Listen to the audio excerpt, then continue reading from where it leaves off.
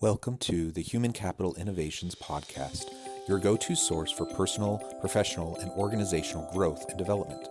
We hope you tune in often for all things people management, organizational development and change, organizational leadership, and social impact related. Maximize your personal and organizational potential with Human Capital Innovations Podcast.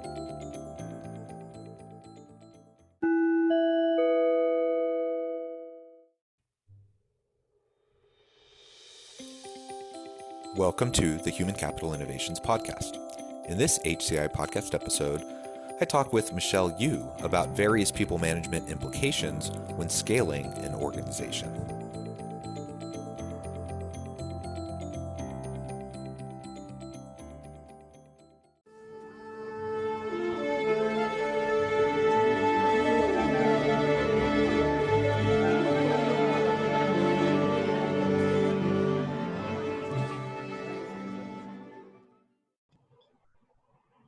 Michelle Yu, welcome to the Human Capital Innovations Podcast.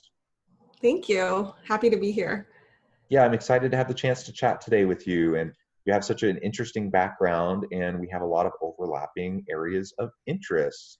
We're going to be talking today about scaling organizations and HR's role in scaling, how to do that successfully in a sustainable way, playing the long game. As we get started today, I want to just read Michelle's bio for all the listeners. Michelle is a former HR executive turned coach, trainer, and human capital consultant. After spending a decade working in technology in various HR capacities, Michelle is that blend of people and business. She knows what makes people work well in businesses and how businesses can better serve their people. She coaches ambitious high achievers to move past overwhelm, burnout, and stagnation so that they can move forward, excel, and thrive in career and business. Through her own professional journey, Michelle understands the importance of mental health and holistic wellness and why it plays an integral part in maximizing performance and accessing one's fullest potential. Prior to opening up her own practice, she worked at various sized organizations, from startups to Fortune 500 companies, including companies like Living Social, Google, and SoftBank. In her career working in fast-paced, intense, and global environments, she launched offices and supported international HR operations. Michelle holds a bachelor's in international studies from UC Irvine and an MBA from Duke University. Michelle, such a pleasure to have you with me today. Thank you so much for taking the time. And as we get started, is there anything else you would like to provide by way of personal background? I'm originally from Los Angeles. I'm a second generation Chinese American, and I think a lot of my story is shaped. A lot of where my professional story has landed me and where I am now has been shaped by my roots. So I'm excited to talk more about that as well. Excellent. Really excited to have that discussion. And given your background in a lot of different types of organizations, different sizes of organizations, I think that'll feed in well as we discuss scaling and the implications of that. I mean, there's so many implications, but we're going to be focusing on the implications on HR and people management and leadership and what organizations need to be thinking about for sustainable growth. So let's start there. Scaling any organization will have lots of implications for leaders and managers, both middle management, executive middle management, all the way down to the frontline managers and supervisors, and then their people. It stretches capacity. People have to rethink their roles and their responsibilities.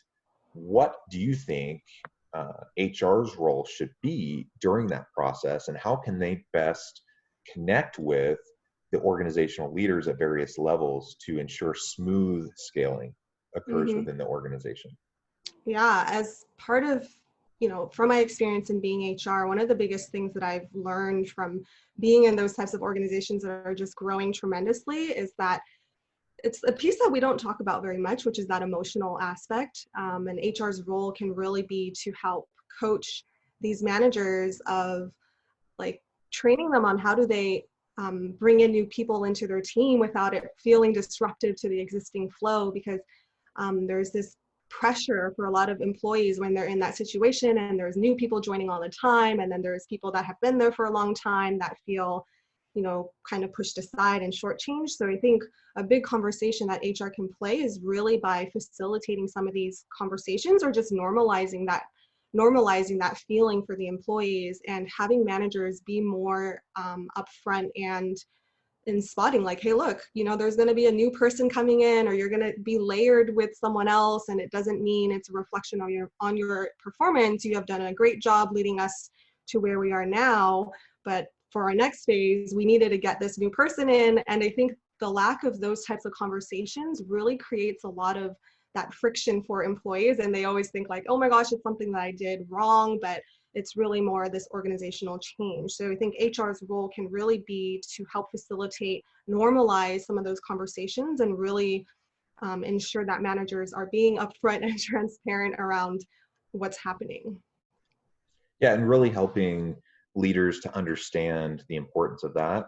Um, so many organizations that are going through the scaling and growth process, they're maturing as an organization, and a lot of times they're trying to figure out the HR function as they're going. I've seen that many times. Mm-hmm. And so, if you had a small startup that all of a sudden takes off, and they go from 10 employees to 100 to 1,000 to 5,000 employees over the course of a relatively short period of time, I mean, that is a tremendous strain on the people. That's going to shift the culture, that's going to shift the dynamic completely. And not always, but often, perhaps most of the time, those at the small startup phase, a lot of these organizations don't actually really have an HR person. They don't have an HR function, because that's not the first key essential role that they had, as they were trying to bring their product or service to market. And so recognizing, at what point do we even bring on an HR person who can help us with thinking through all of these issues, thinking through the implications of what we're doing, let alone, in terms of motivation, engagement, culture, all that, let alone legal compliance and just making sure you're not stepping in major landmines along the way. That's something we have to be very thoughtful about. So we need to scale HR while we're scaling the rest of the business. And then as HR is starting to mature and develop, then they need to play a critical role in helping the people managers up and down the hierarchy better understand what their role is in people management and how they can have those conversations effectively, consistently over time. We can't just assume that our employees will understand our intentions or understand the why behind the adjustments that are happening, whether it's layering employees because of growth, or it's making structural shifts to the organization, or whatever the case may be. Because during that scaling phase, it's very disruptive, and it's a difficult period. So everyone needs to be very communicative, probably over communicate whenever possible, and just make sure that everyone understands where they stand with you as their leader and with the company. Mm-hmm. No, exactly. I think that's a good question that you raised, is really, for a startup, when is the right time to get their first HR person in? And, here in Silicon Valley, there's a lot of these startups that don't have an HR person until they reach a certain phase. And I agree, like at some point, when you're early testing your product, or still, like the team is still relatively small and the people issues are more manageable, like that makes sense. But I would say that sweet spot is between 30 to 50 people, where like having someone in early on and helping to think through, hey, there's this gap here of a role that we need. That's probably a good sweet spot, I would say. I also have heard of organizations that wait until like 100, 150 people. And by that time, it's hard because the culture has been established already. And for someone to go in and then try to re-change what that looks like, it's an even harder change management process. So getting it early on, getting those structures, getting those frameworks, the trainings in at an early stage really helps set up the company for future success as they grow and scale. Because yes, a scaling organization is growing in so many aspects, not just functionally, but everyone is leveling up at a fast pace. And and for employees to also not have a channel of knowing where to go for some of these questions, it can just get very messy. So I'm always a fan that startups can or should be finding an HR person earlier sooner than later, and having really that HR person be a strategic partner to building the business instead of just like an operational arm. But it has to be a bit of both strategy in terms of thinking what the org should look like, and also being able to operationalize and scale from a from a day-to-day perspective. Yeah, yeah, I agree. And we're both HR people management consultants. So, I mean, my bias is you want an HR person in there, a strategic HR person in there from day one, to Yes. help frame the structure and design the work and help to drive the healthy culture and all of that. But I recognize that's not actually going to happen usually. But if you can have people, even if their first expertise is in engineering or coding or manufacturing or whatever, if you can have at least someone in that startup team who has at least some sort of understanding and intentionality towards the organizational side, the people side, then that can probably tide you through those initial stages, and then you can grow with it. And you're absolutely right. I mean, once you're hitting 30 to 50 employees, I mean, certainly strategically, it's necessary to have someone driving those strategic people discussions at that point. But legally, in terms of all the compliance issues, Mhm. all of the laws start to kick in Absolutely. at that size. And so you just have to have somebody, because you don't know what you don't know. And I've seen so many times where organizations have grown far past the 50 employee stage, and they have so many violations, and they don't even know about it. And it's not because they're intending to do anything wrong. They just don't know. They have no clue. And so that's one of the reasons why you need someone with the expertise. Just like you need someone with operational expertise, you need someone with the financial expertise, you need someone with the people management expertise, Mhm. to help avoid the landmines, as well as be strategic in your organizational leadership as you grow and scale. And I've seen the same thing you described. I mean, I'm not sure where you're located actually. Are you In the Bay Area, you're in the California. Bay Area? Yeah. So I'm in Utah, and here in Utah, it's interesting because um, I'm not sure if it's just kind of the surrounding culture that feeds into it, but there are a lot of companies that have hundreds of employees without a dedicated HR person. And there was one company I was working with a couple years ago. They had almost 1,000 employees before they brought in their first person. Obviously they had different people at supervisory and managerial levels doing pieces of HR stuff, but they didn't have any dedicated HR person, certainly no department, and they had about 1,000 employees. And when they brought in the first person, that person just had to spend like the first 2 years just cleaning up all the messes and just thanking God that they didn't get sued, and that they hadn't been audited, for all the violations that they had that they didn't even know that they were dealing with. So, you know, from that standpoint, we definitely need to make sure that we're scaling HR along with every other aspect of the company, and we can't just put it off. I know sometimes people think HR is a cost center, and that it just sucks money out of the organization. Um, you and me both know that's an interesting way to frame it, because if you want successful organizations, you need to have engaged, motivated, productive, and innovative employees. And that doesn't happen or like on its own. That happens as you purposely drive a healthy culture, and as you hire the right people and get them into the right positions, and you lead them effectively. And so as you invest in people, then that investment pays a lot of dividends, and you can have really strong return on investment. And so HR isn't just a cost center. It's think about the ROI, think about the investment in your people and what that will mean for the Mhm. organization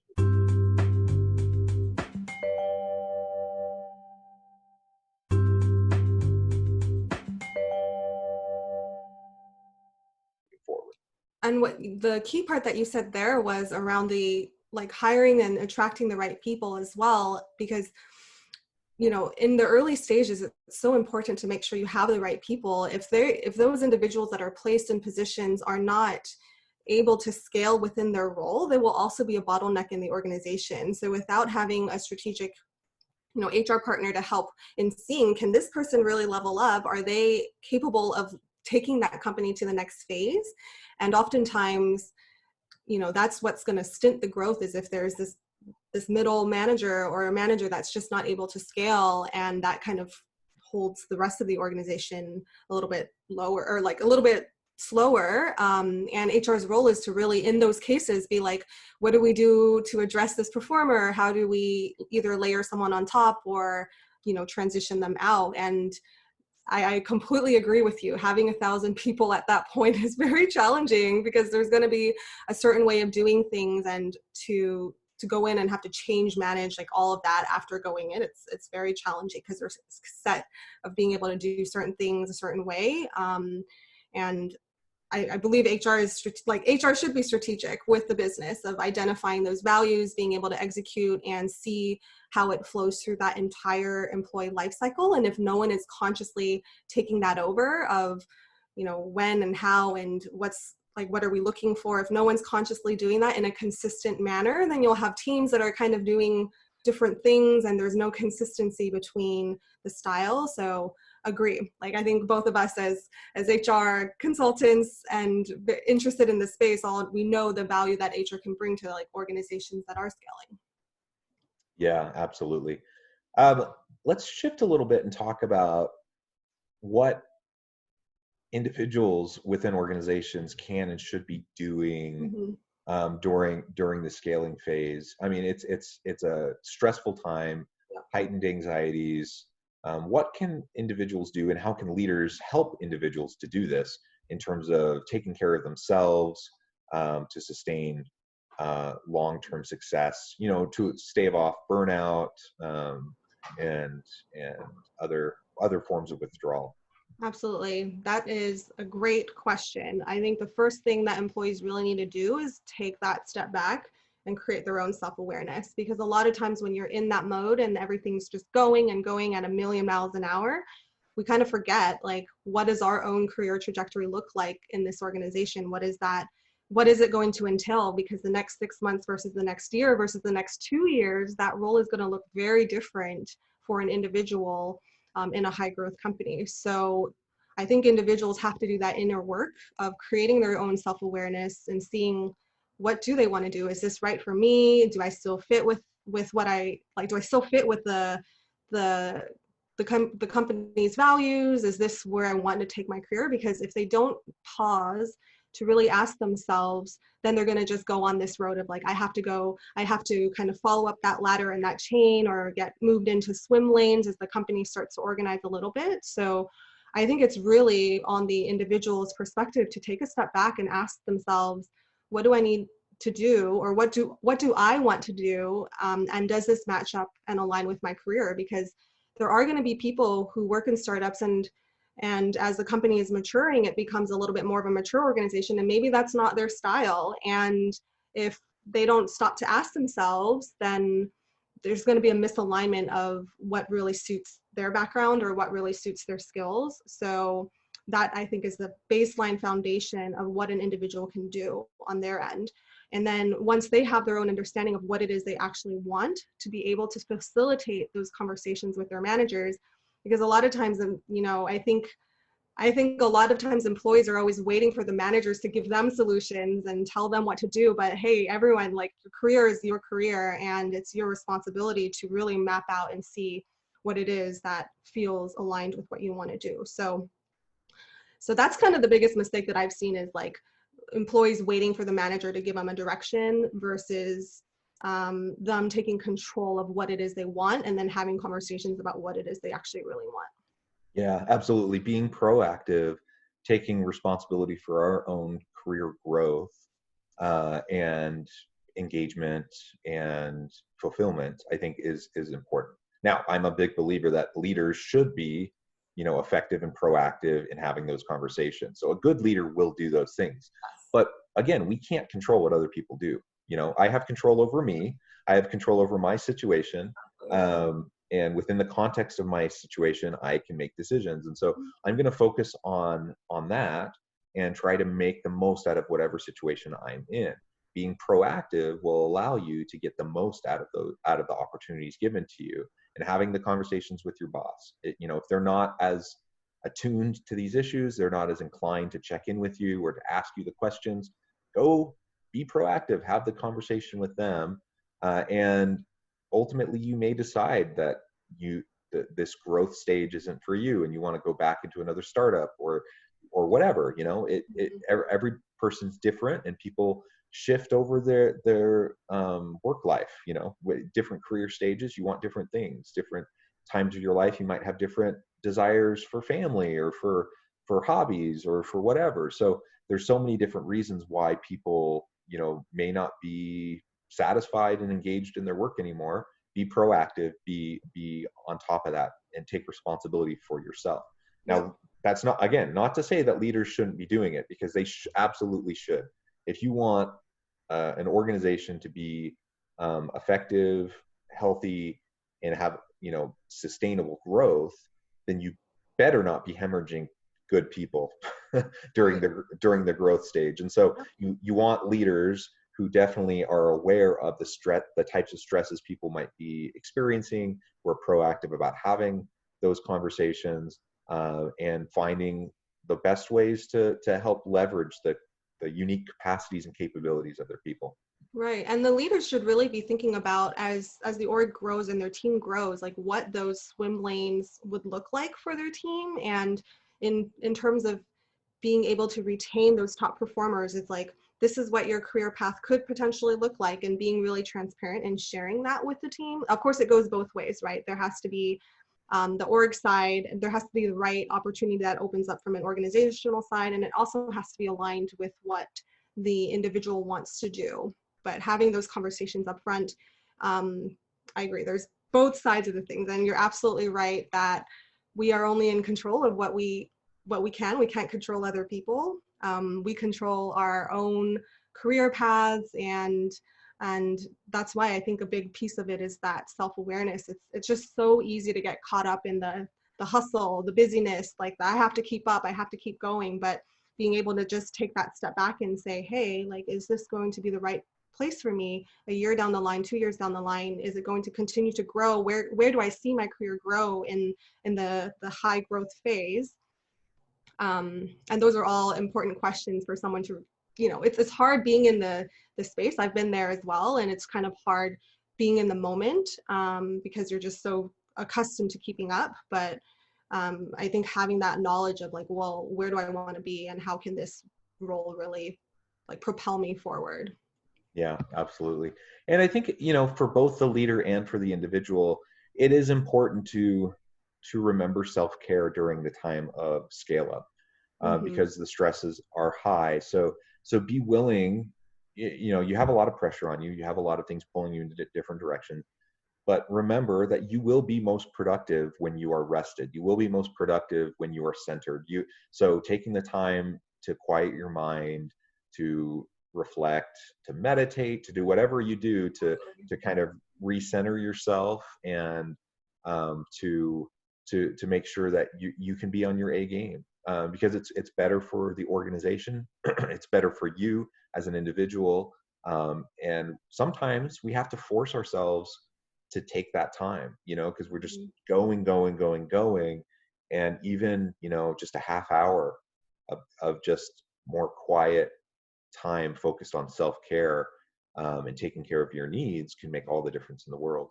Mm-hmm. Absolutely. And it goes back, like they call it self-care because it's something that no one's going to tell you to do. That's something that you have to do for yourself. So while good managers can really strike that balance, I see sometimes managers say they won't email after a certain time. And I think that's great, but not all managers follow that, and they'll be emailing throughout the entire night.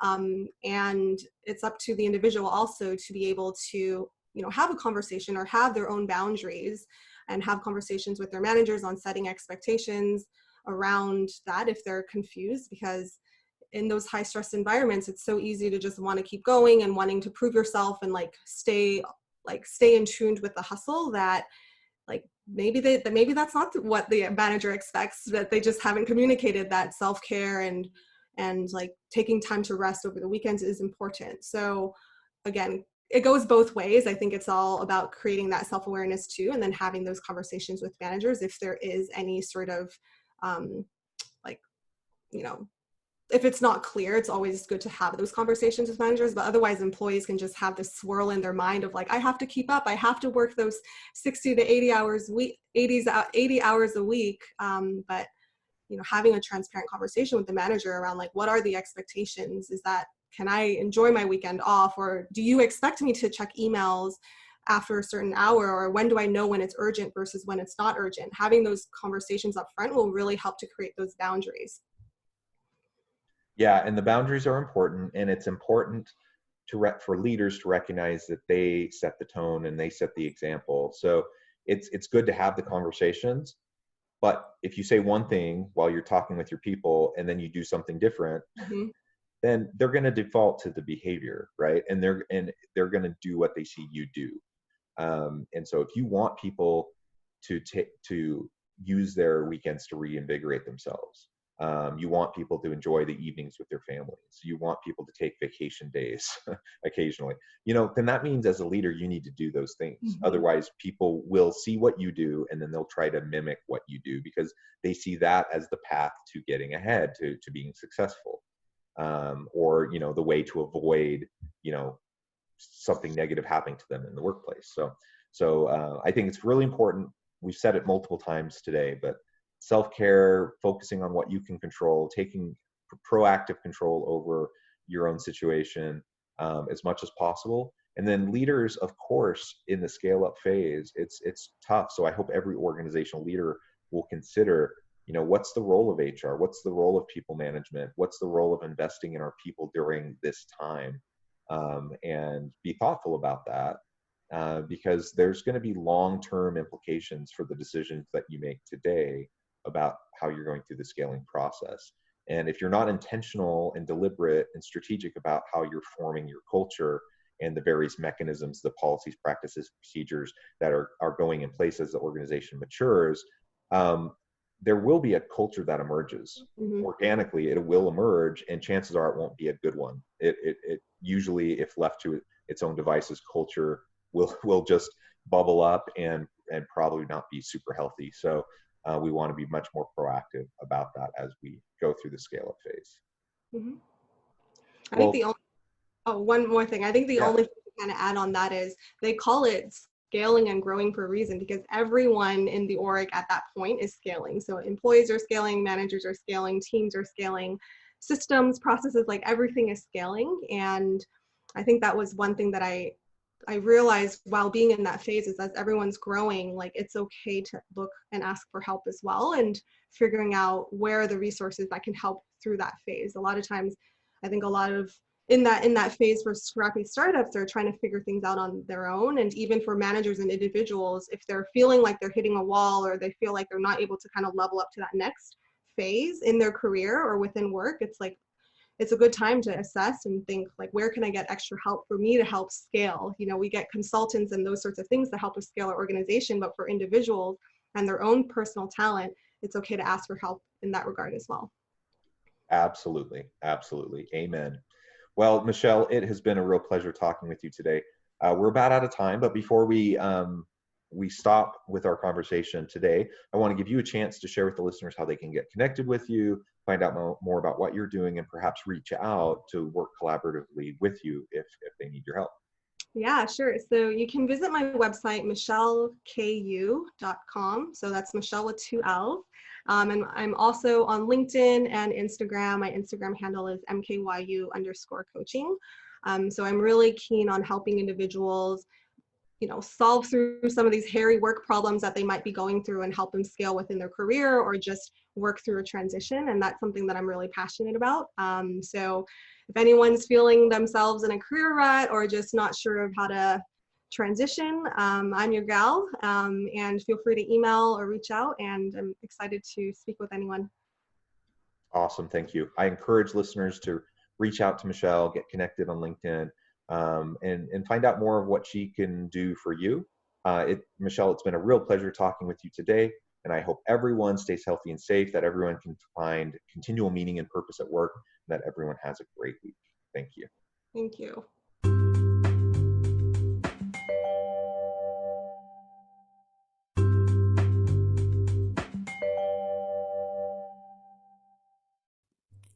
Thanks again for joining us for this episode of the Human Capital Innovations Podcast. I hope you stay healthy and safe and that you have a great week.